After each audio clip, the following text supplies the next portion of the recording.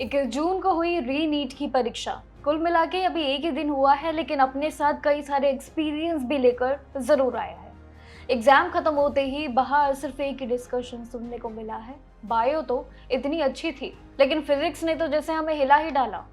इस बार का पेपर सिर्फ एनसीईआरटी या रट्टा याद करने वालों के लिए बिल्कुल नहीं था, बल्कि ये कॉन्सेप्ट समझना बहुत ही इजी और एक डिफिकल्ट वाली सिचुएशन है कि आखिर पूरा ये जो नीट का मामला है पेपर को लेके, ये काफ़ी इस बार डिफरेंट देखने को मिला है।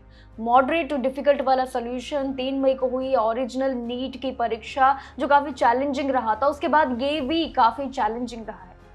फिजिक्स और केमिस्ट्री में देखने को काफी अटूट एक कंपटीशन मिला है, जहां पे स्टूडेंट्स को सिर्फ आंसर्स ही नहीं बल्कि कॉन्सेप्ट अप्लाई करके सॉल्व भी करने पड़े, और यही उनके लिए चुनौतियां बनी। अगर फिजिक्स की मैं सबसे पहले बात करूं परीक्षा को लेकर, तो पूरे पेपर का सबसे लेंथी और सबसे टफेस्ट सेक्शन जरूर रहा है, वो है फिजिक्स। अगर देखें तो यहाँ पे कई सारे सब्जेक्ट्स और कई ऐसे टॉपिक्स भी हैं जिन्होंने सभी के पसीने जैसे मानो छुड़वा दिए। यानी कि ये नीट की कुल मिला के जो दोबारा से परीक्षा हुई, ये भी बहुत ही बड़ा चैलेंज अपने साथ लेकर आई है। पहले की जो परीक्षा थी पेपर लीक से पहले, वो कुछ अलग थी और इस बार की अलग। अगर देखें तो यहाँ पे टॉपिक्स को लेके सबसे बड़ा खेल भी देखने को मिला।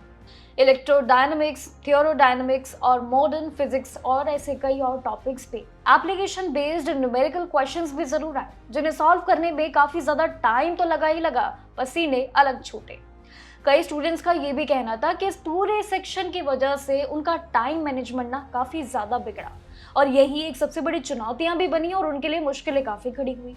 केमिस्ट्री में इस बार इजी बिल्कुल पैटर्न नहीं दिखा। यहाँ पर देखें तो फिजिक्स केमिस्ट्री में लोग कैलकुलेशन देखने को एक अलग मिली, जहाँ पे ऑर्गेनिक केमिस्ट्री में रिएक्शन बेस्ड काफी सारे क्वेश्चंस देखने को मिले।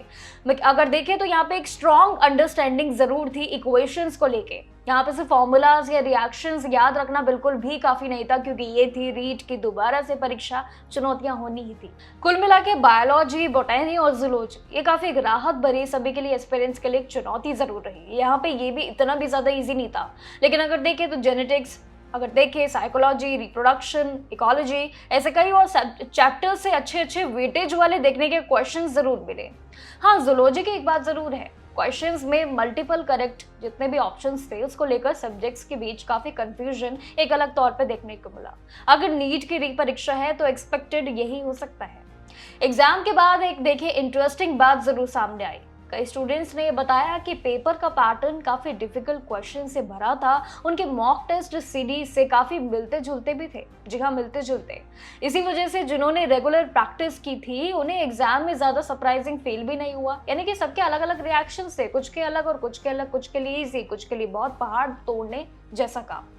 अगर एक्सपेक्टेड कट ऑफ देखूं तो देखिए एक्सपर्ट का भी यही मानना और हमारा भी कि फिजिक्स और केमिस्ट्री के टफ लेवल की वजह से AIQ जर्नल कैटेगरी की कट ऑफ लगभग करीब 590 से लेकर 600 यानी कि 590 से लेकर 600 मार्क्स के बीच रह सकती है। ये अनुमानित है। कुल मिलाकर ये नीट की जो परीक्षा है एक बार फिर से यानी कि एक अलग मैसेज अपने साथ लेके आई है।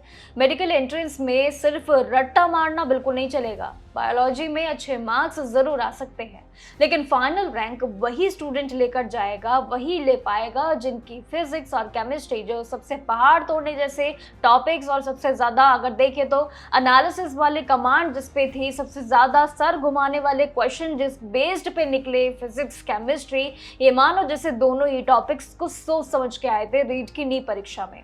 और एक बार फिर से ये दोबारा से एक नई कंट्रोवर्सी जरूर शुरू हुई है। इसको लेके आपका क्या कहना है? अपने फीडबैक कमेंट सेक्शन में जरूर दीजिएगा, क्योंकि नीट की ये पूरी री परीक्षा जो हुई है ये अपने साथ कई सवाल जरूर लेके आई है। यानी कि हर किसी के लिए मुश्किल नहीं था और हर किसी के लिए इजी भी नहीं था। एग्जामिनेशन के रिएक्शंस बहुत ही मिलते जुलते थे, लेकिन इतना जरूर तय है कि जो पहले हुई 3 मई की परीक्षा जो पेपर लीक के मामले में फंसी थी, जिसके बाद ये दोबारा से परीक्षा हुई, उसके बाद इस परीक्षा के रंग ढंग कुछ अलग देखने को मिले। क्वेश्चन के पैटर्न अलग थे, वेटेज काफी अलग अलग देखने को मिले, और साथ ही कई लोगों के लिए एनसीईआरटी बेस्ड था, बट कुछ के लिए तो बिल्कुल नहीं। अगर आप भी नीट के एस्पिरेंट्स हैं, अगर आपने भी परीक्षा दी है, तो अपने कमेंट सेक्शन में जरूर बताइएगा अपने रिएक्शंस के आखिर आपको क्वेश्चन कैसे लगे, कैसा एक डिफरेंस लगा आपको पहले की परीक्षा में और ये दोबारा हुई री नीट की परीक्षा में।